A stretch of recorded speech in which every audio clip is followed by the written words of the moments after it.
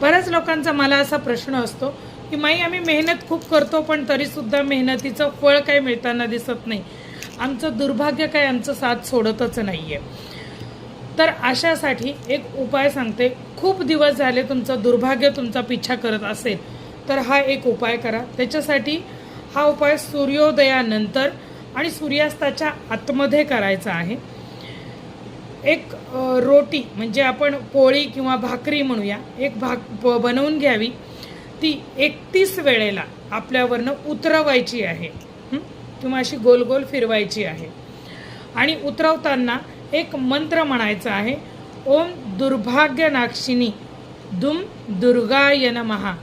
ओम दुर्भाग्यनाशिनी दुम दुर्गाय नमः या मंत्राचा जप करावा. नंतर ती भाकरी जाऊन कुत्र्याला खाऊ घालावी किंवा वाहत्या पाण्यामध्ये सोडून द्यावी.